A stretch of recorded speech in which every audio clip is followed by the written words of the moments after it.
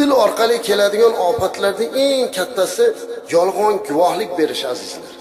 Alloh taolo Qur'oni Karimda ham alohida qilib "Vashtani bu qavla zur", ya'ni yolg'on guvohlik berishdan uzoqlashinglar, qochinglar deb Alloh buyurgan.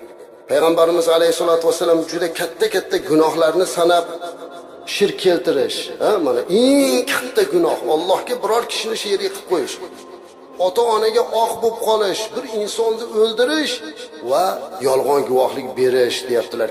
Yolg'on guvohlik berish azizlar, bu o'zimiz bilmagan narsani guvohligini berib qo'yish. Bermayapmizmi? O'zimiz bilmasdan turib nimalar devormaymiz, Xudo bizni kechirsin azizlar. Bir inson haqida gap ketsa, xuddi butun umr yashagandek hamma yo'g'ini aytib beraveramiz. Buni ko'rdikmi? Sizga kim aytdi buni? Yo'q, unaqa narsa yo'q. Men guvohman deb qo'yamiz. Xudo o'zi kechirsin. O'z ko'zim bilan ko'rdim ham devoramiz. Mana bu narsa eng yomon azizlar. Hech qachon yolg'on guvohlik bermaslik kerak. Yaxshisi bilmayman desin. Bekorga bizning qonunimizda ham yolg'on guvohlik uchun javob berilmaydi. Shariatimizda ham xuddi shuningdek. Yana til orqali keladigan eng katta ofatlardan bittasi azizlar. Bu ham hozirgi kunda deyarli biror bir majlis, bir o'tirish, bir ziyofat busiz bo'lmay qoldi. Xudo Alloh bizni kechirsin azizlar. Bu g'iybat. Bir kun g'iybatsiz yurishlik qanchalik baxt azizlar. Lekin shunga harakat qilishimiz kerak. Bu o'zimizning qo'limizda. O'zimizning qo'limizda azizlar.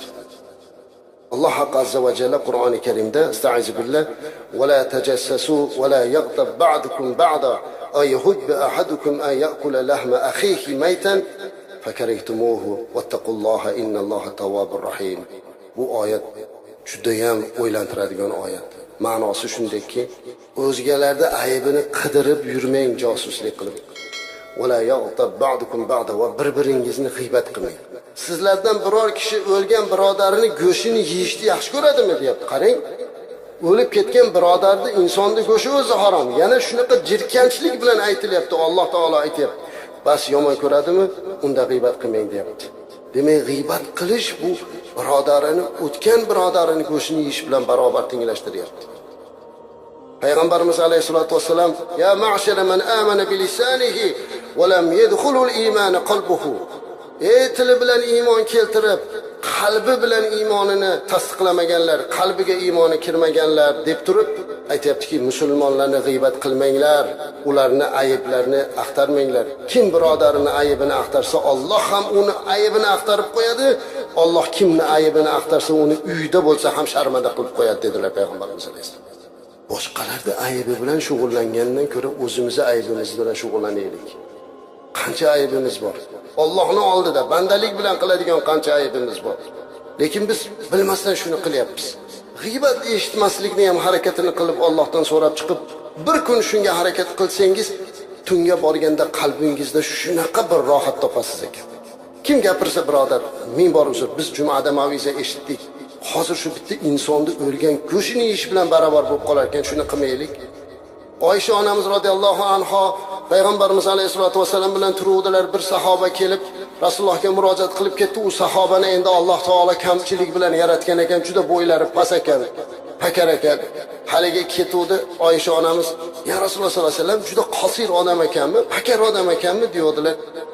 Rasululloh sollallohu alayhi vasallam Oysha onamizga qarab, "O suqi ya Oysha" dedilar. "Tupuring" dedilar. "Tupuring ya Oysha" dedilar. Tupuruvdilar, qon chiqdi. "Siz o'shini qonini ichdingiz hozir" dedilar. O'zida bor narsani gapirdim, astag'firulloh deyodilar. O'zi eshitsa xafa bo'larmidi dedi. O'zi eshitsa xafa bo'ladigan gapni orqadan gapirmang dedi. Gapirsangiz o'zi eshitsa xursand bo'ladigan gapni gapiring.